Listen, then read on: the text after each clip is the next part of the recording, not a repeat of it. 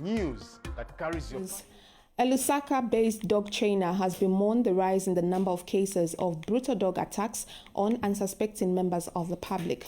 Tintinwallace has attributed this to some aggressive mixed-breed dogs which are being produced by crossbreeders.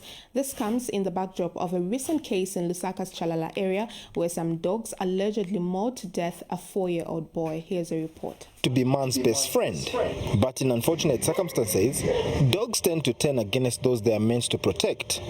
Some breeds, such as Boer Boars, are fiercely protective when they suspect a threat. That is why they require consistent training at an early age so that they are manageable.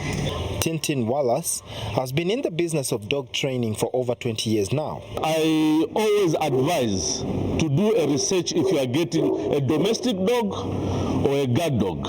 You know, we have different kind of dogs. If you look at behind me, we have security dogs and we have domestic dogs. I have seen people crossing Boer Bulls and German Shepherds. The temperament, you can't really, you don't know the outcome. This is why people today, they don't understand their own dog.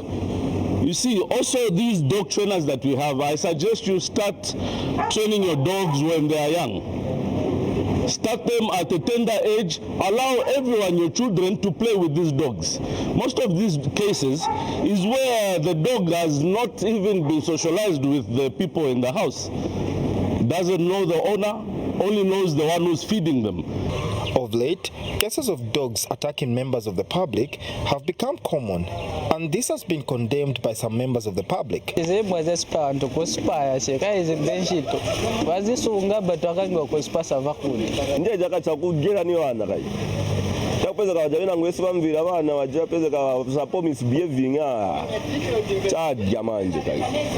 However, some people are of the view that vicious dogs are good for security. I don't think it's a bad idea to keep vicious dogs, but just letting them roaming around the yards, maybe that's where the problem is.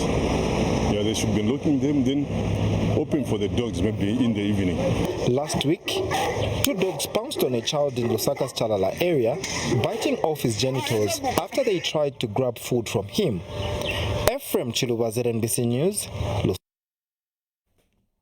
Some ward development committees, WDCs in Lusaka, have appealed to the Lusaka City Council to extend the deadline for receiving applications for Constituency Development Fund, CDF. The application process for CDF is scheduled